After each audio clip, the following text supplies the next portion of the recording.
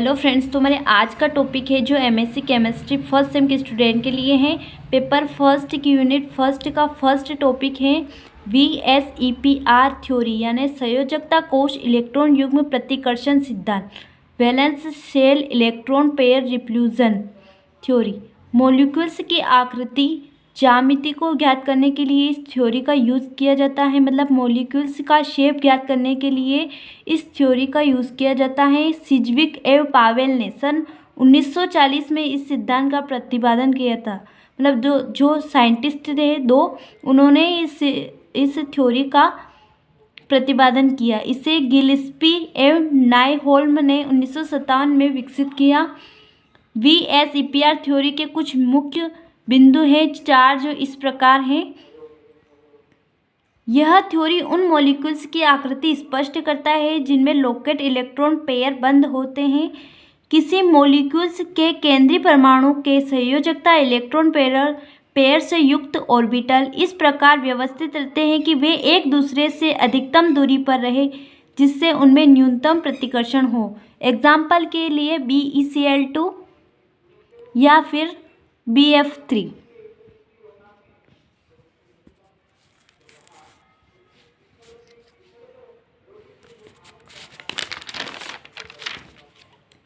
ये है सारणी बॉन्डेड इलेक्ट्रॉन पेयर, मॉलिक्यूल्स की शेप, बॉन्ड एंगल और एग्जाम्पल। इसके थ्रू पूरा मॉलिक्यूल्स की VSEPR थ्योरी चलती है।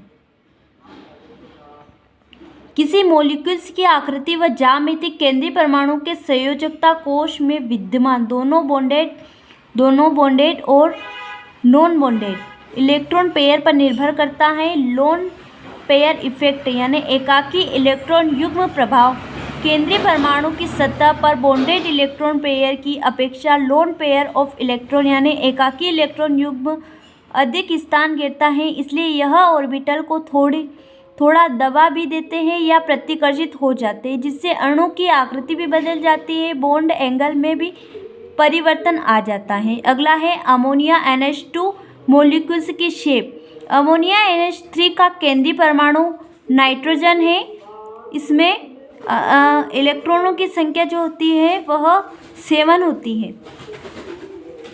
अतः N परमाणु के बाह्यतम कोश में 3 p ऑर्बिटल अर्धपूरित है और 3 कोवैलेंट बॉन्ड बना सकता है। इनमें से 3 इलेक्ट्रॉन हाइड्रोजन परमाणु के साथ साझा करके 3 NH बॉन्ड बनाते हैं। इनमें से एक इलेक्ट्रॉन पेयर नॉन बॉन्डेड होता है। इस प्रकार अमोनिया में उसका केंद्रीय परमाणु हाइड्रोजन 4 इलेक्ट्रॉन पेयर से घिरा होता है। इसमें 3 bonded electron pair of 1 lone pair of electron एकाकी इलेक्ट्रॉन युग्म होता है। ये इसका डायग्राम NH3। एकाकी इलेक्ट्रॉन युग्म की उपस्थिति के कारण अणु की ज्यामिति में कुछ विरूपण हो जाता है, क्योंकि एकाकी इलेक्ट्रॉन युग्म बॉन्डेड इलेक्ट्रॉन युग्म की अपेक्षा अधिक फैलता है। इसके फलस्वरूप अमोनिया के तीनों NH बॉन्ड अंदर की ओर दब जाते हैं और बॉन्ड एंगल 109.5 डिग्री से घटकर 160 डिग्री ही रह जाती है। फलस्वरूप अमोनिया अणु की आकृति समचतुष्फलकी न होकर पिरामिडीय हो जाती है। PCl3 NF3 H3O प्लस आदि मॉलिक्यूल्स की आकृति पर पिरामिडीय होती हैं।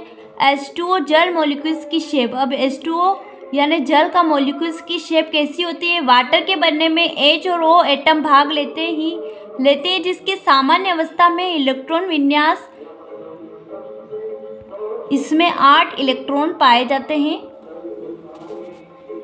2 H एटम के 1s ऑर्बिटल तथा 1 ऑक्सीजन एटम के अर्धपूरित 2py तथा 2pz ऑर्बिटल्स के ओवरलैपिंग से वाटर का मॉलिक्यूल्स बनता है। H2O मॉलिक्यूल्स में 2 bonded electron, 2 non bonded electron, lone pair of electron present होते हैं।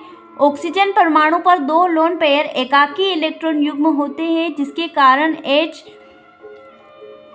HOH बॉन्ड का थोड़ा झुका देता है। यह है H2O की स्ट्रक्चर जिस प्रकार है।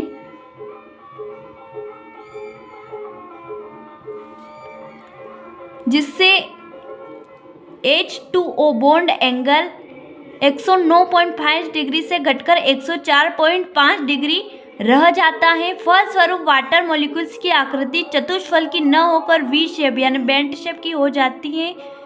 HCl2, PbCl2, OF2, ICl2 plus electron की स्ट्रक्चर भी इसी प्रकार की होती है।